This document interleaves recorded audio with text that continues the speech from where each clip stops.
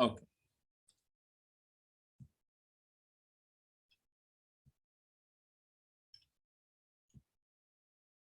So,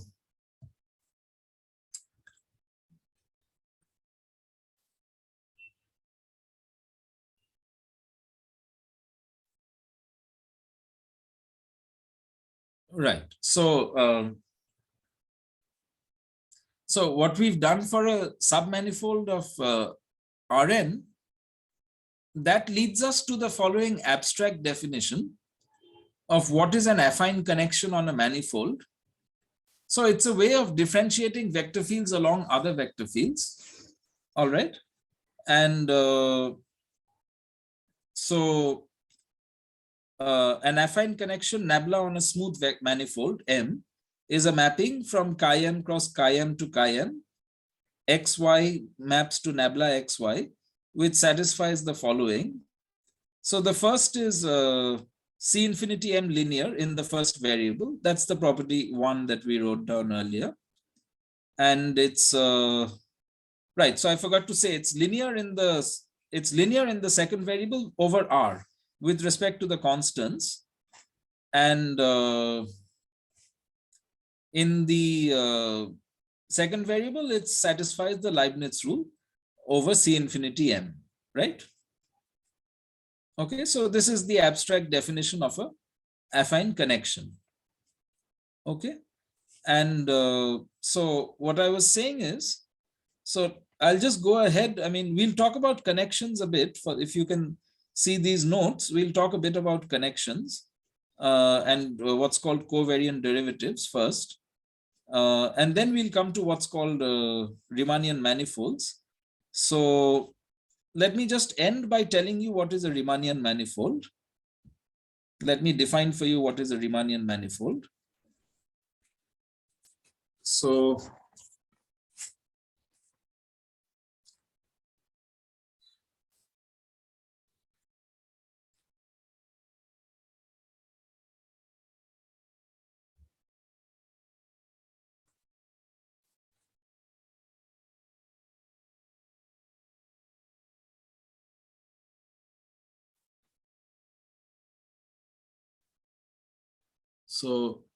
a Riemannian manifold is a manifold where you can measure lengths of tangent vectors. All right.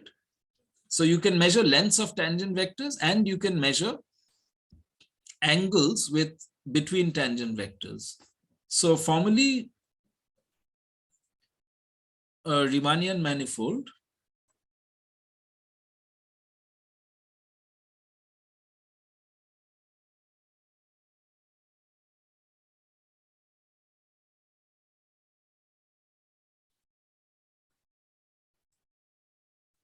is a pair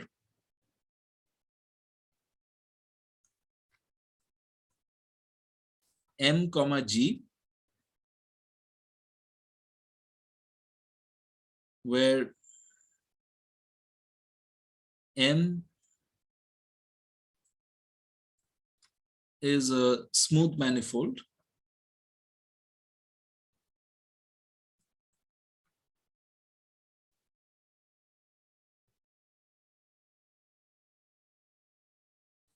and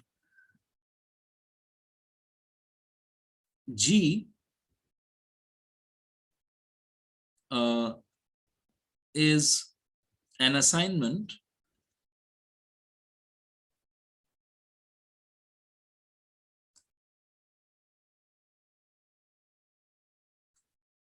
P in M maps to G of P of an inner product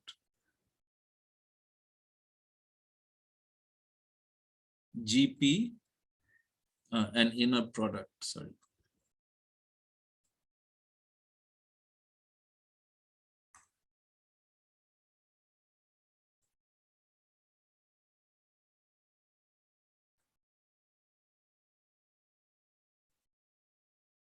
From TPM cross TPM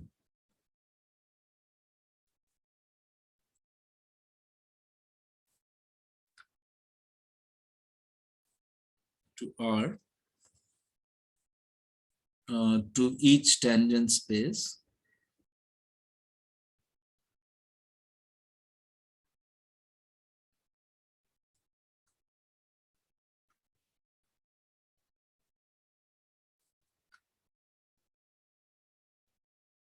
of n,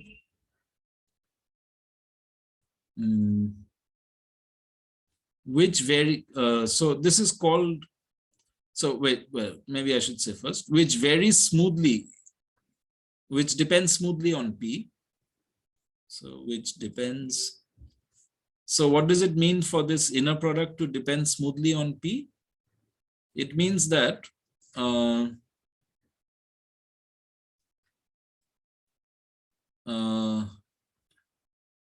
in the sense that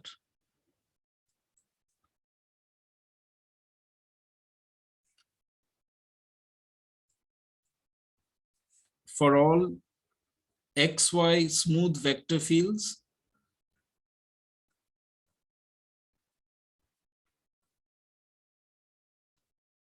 the function gxy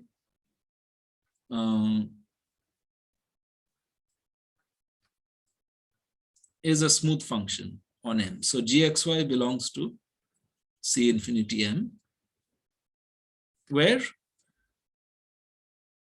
g of xy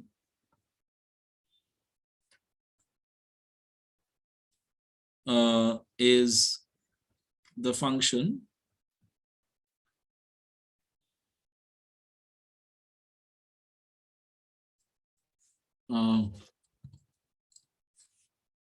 P element of M maps to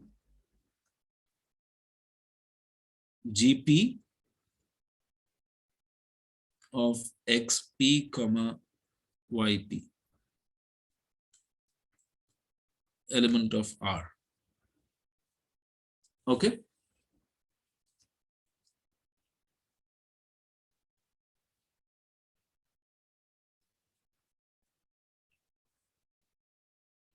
Okay, so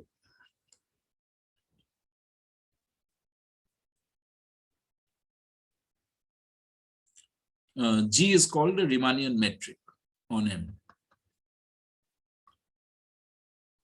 So G is called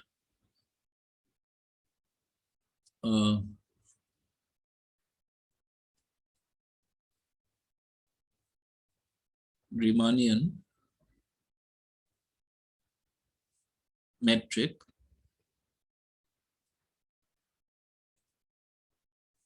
on M. Okay.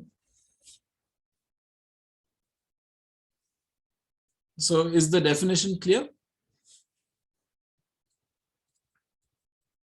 Yes. So for example,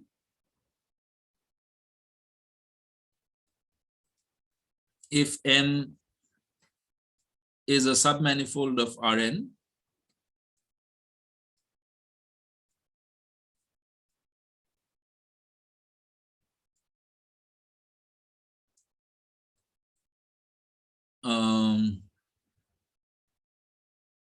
then the inner product on Rn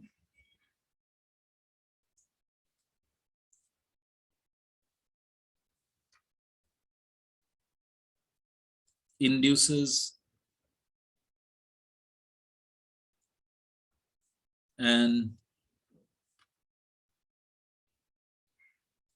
inner product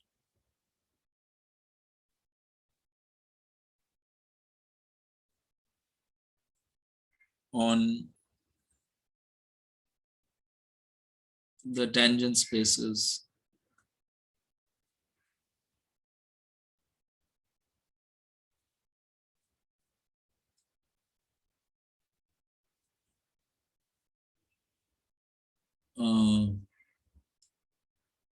of N, and this depends smoothly on the point P in M. This depends smoothly on P and M because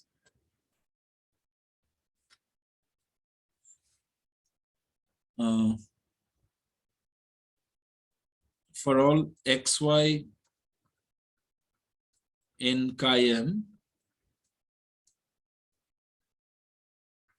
and P and M,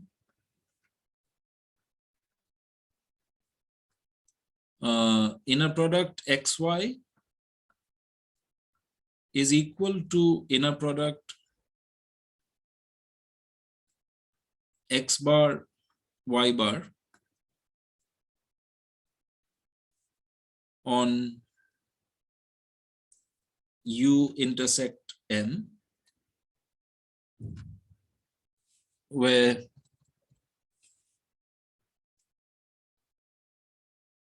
x bar, where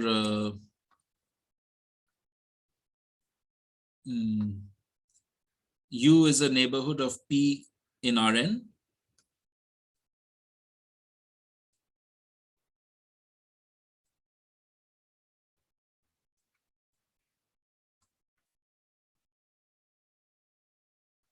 and x bar y bar, these are smooth vector fields on U,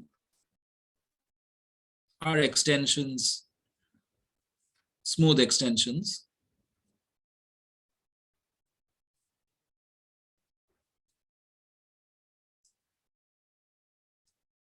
of xy.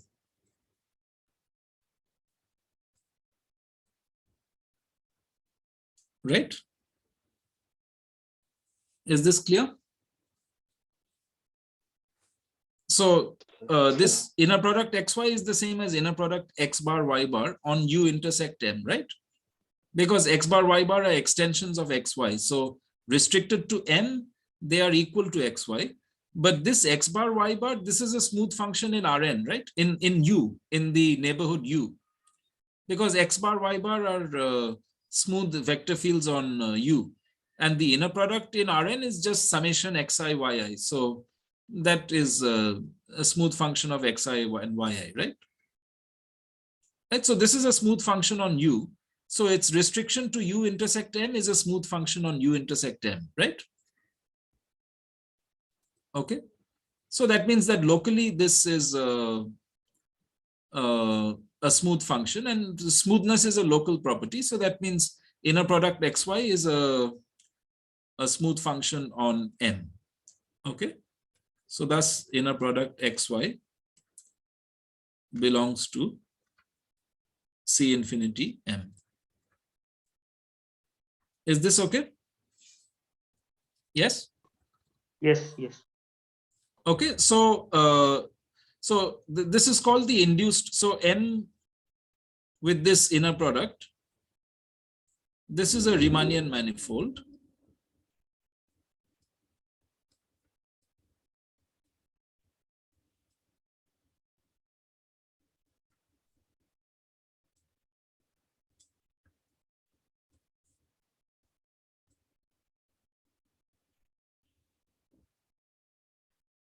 And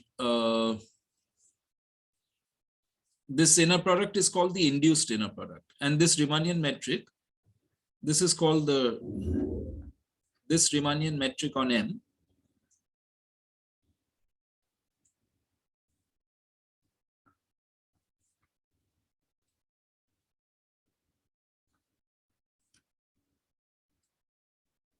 is called the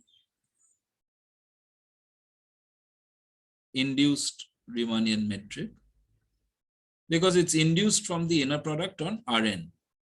Okay.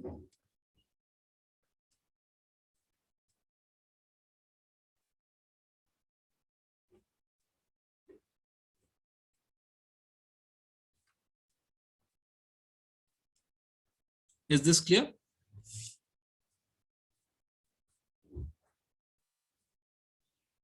Okay. So any submanifold of Rn automatically becomes a Riemannian manifold, right? It inherits an inner product on each tangent space, which varies smoothly with the point.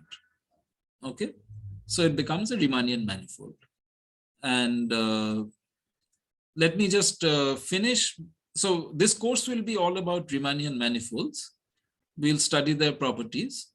And let me finish by saying that, so we defined a Riemannian manifold as an abstract manifold, right?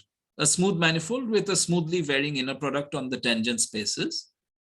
So that abstract manifold a priori is not embedded in any Rn, right? Now, people ask the question, so we know for smooth manifolds, there's a famous theorem called the Whitney embedding theorem, which says that a smooth manifold of dimension n can be smoothly embedded as a submanifold of R to the 2n plus 1. Okay, this is a well-known famous theorem, the Whitney embedding theorem. So any abstract manifold you can always think of as a submanifold of Rn, right? But this is just with respect to the manifold structure. There's no Riemannian metric as yet. Now we can ask, suppose that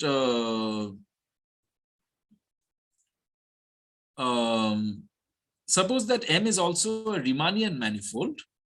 Can you embed M into Rn in such a way that the Riemannian metric becomes the induced metric from the embedding in Rn?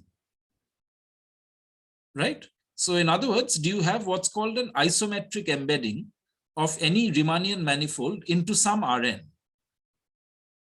Okay. And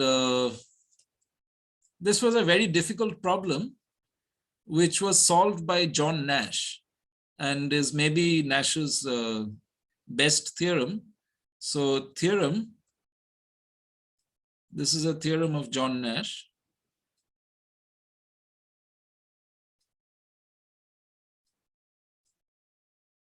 This is called the C infinity isometric embedding theorem.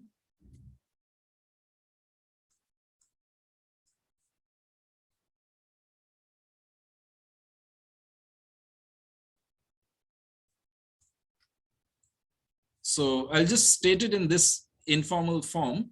Any abstract Riemannian manifold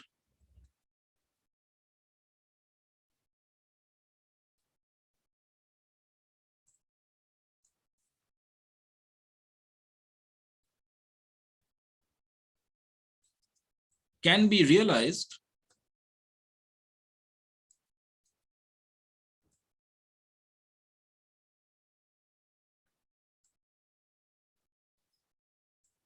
as a submanifold of Rn, of some Rn, with the induced Riemannian metric.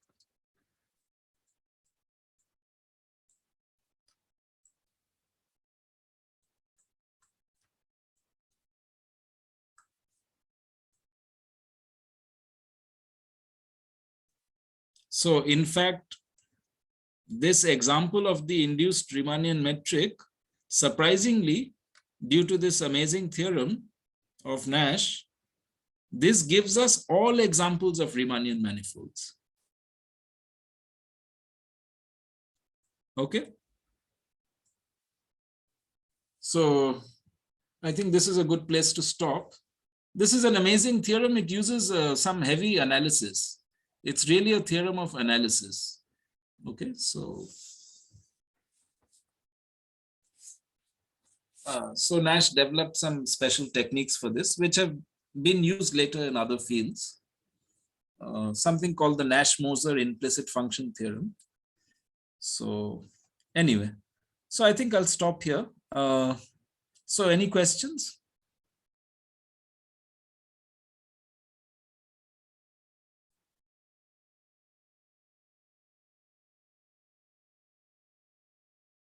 Are you there?